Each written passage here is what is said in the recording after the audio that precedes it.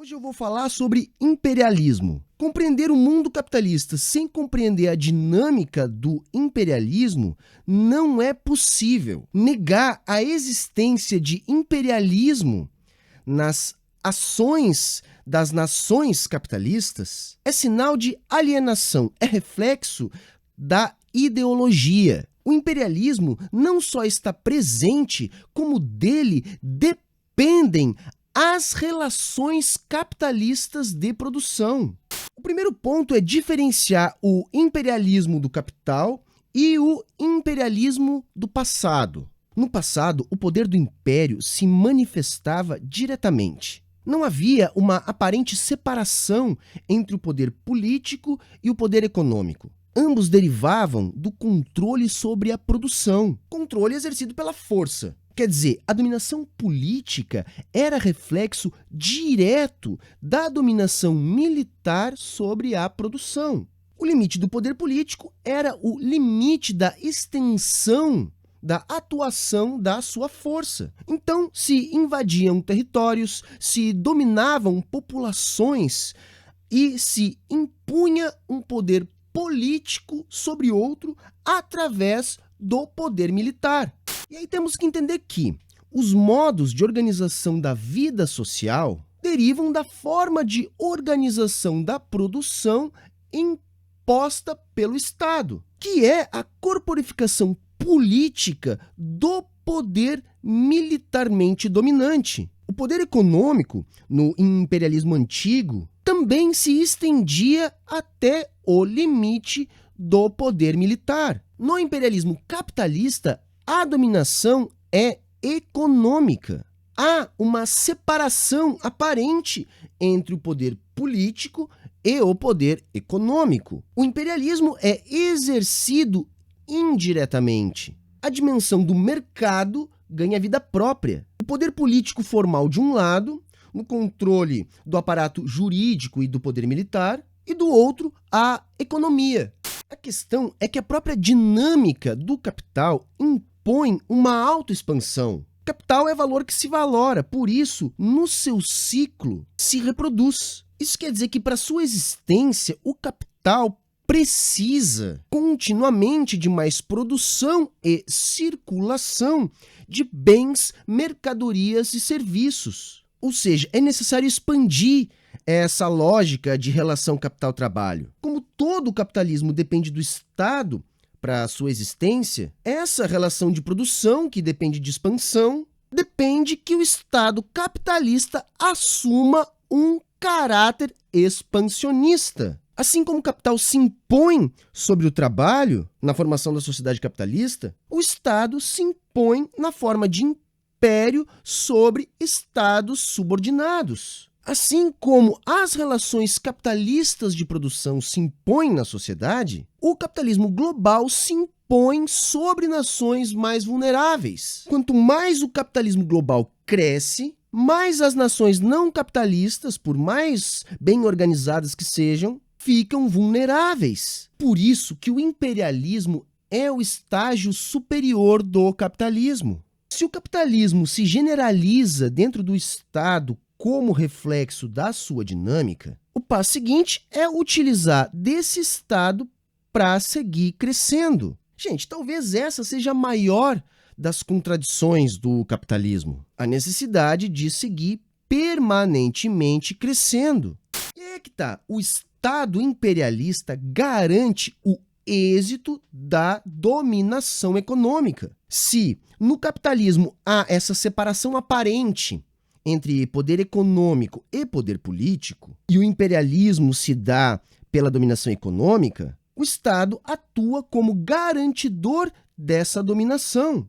O Estado imperialista moderno garante a existência da institucionalidade responsável pela manutenção do conjunto das relações que permitem a existência de um mercado globalizado. A expansão contínua do capital obrigou os seus representantes, os estados, ao longo de suas expansões, a construírem uma estrutura que permitisse a própria expansão do capital. Isso quer dizer que toda a estrutura econômica totalmente globalizada que temos, e que ao cabo funciona como uma poderosa arma imperialista, foi construída pelas nações capitalistas durante um processo imperialista de expansão. Isso não seria possível sem essa separação aparente do poder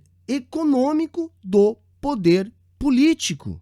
Militarmente, como no imperialismo antigo, não seria possível. Não é possível garantir um controle rígido do planeta todo somente através da força das armas. Até porque sempre existiram disputas entre as nações. A força do capital está justamente na sua forma supranacional. Está no véu que cria a aparência de separação entre o poder político-militar e o poder econômico.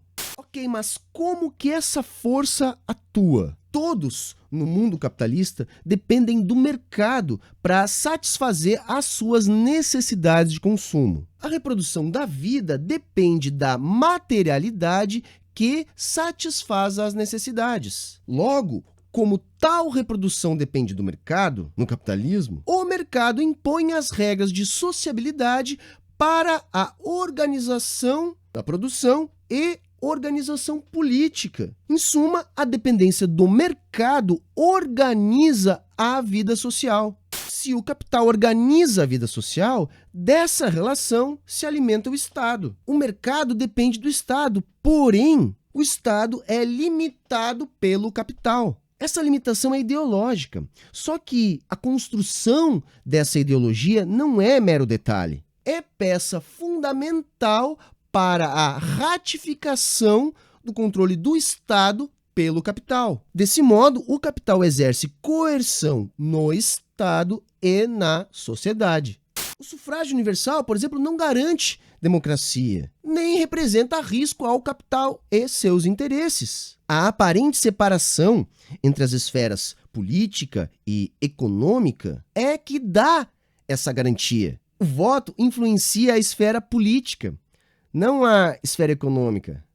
O poder econômico está protegido pela defesa dos critérios técnicos. Desse modo, por exemplo, o imperialismo capitalista exerce uma dominação econômica manipulando forças de mercado e também com o serviço da dívida. O Estado é vital para esse tipo de dominação. Mas a separação aparente entre a dominação política e a dominação econômica cria uma relação muito complexa entre o Estado e o poder econômico. Isso afeta a resistência à dominação e a dinâmica da luta de classes. No capitalismo desenvolvido e globalizado, o capital transnacional fugiu das fronteiras dos Estados-nação e o poder do capital se tornou mais difuso. Criou-se um problema. Onde está o poder que explora a ser combatido?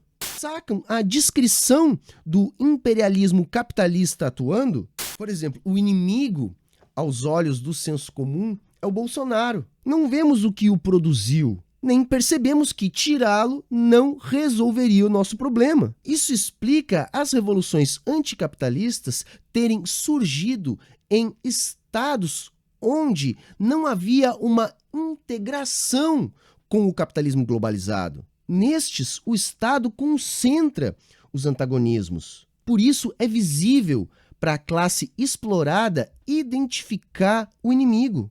Outro exemplo, o capital se globalizou com os seus problemas. Injustiças sociais, degradação ecológica, desigualdade, que leva aos problemas sociais. Ora, o capitalismo é movido por imperativos sistêmicos. Concorrência, maximização dos lucros, acumulação, ou seja, lógica da expansão da produção, do consumo e da concentração permanente. Algo que coloca o lucro na frente das pessoas. As empresas são, portanto, veículos capitalistas. Nelas se encontra a mesma dificuldade. Pode-se lutar contra determinada empresa. Sei lá, a gente pode perceber a atuação da Monsanto e passar a atuar contra ela. Em algumas circunstâncias, pode-se até eliminar a empresa. Só que isso não elimina o seu capital. Seus proprietários podem reestruturar suas riquezas e retornar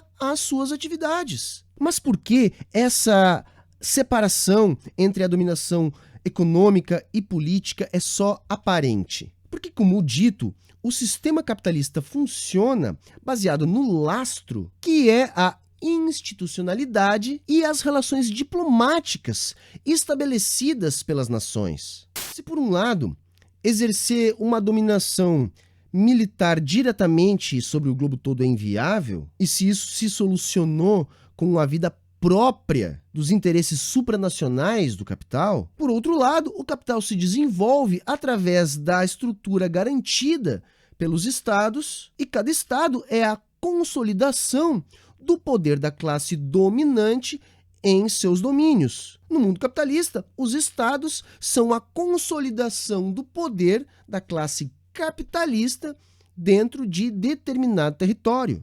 O conjunto de relações entre as distintas classes capitalistas garantem o esteio das relações econômicas globais e, portanto, desse descolamento da economia da política.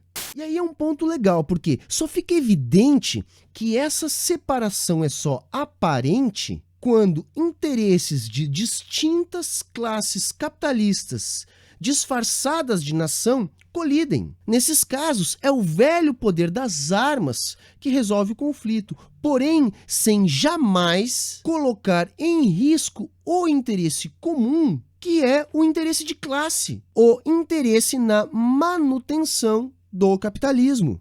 A evidência disso é o número de bases militares norte-americanas espalhadas por todo o planeta.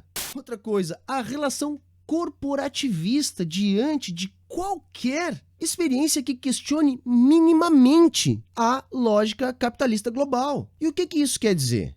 O mercado está aí, funciona impondo sua dominação a todos os cantos, servindo a interesses imperialistas das burguesias organizadas, que são vistas na forma do Estado. Esse funcionamento é aparentemente autônomo, porém, as armas estão apontadas uns para os outros e podem todas apontar para um mesmo inimigo, caso esse se apresente como risco a esse arranjo que garante ao mercado a realização do trabalho sujo, quer dizer, que garante a dominação imperialista.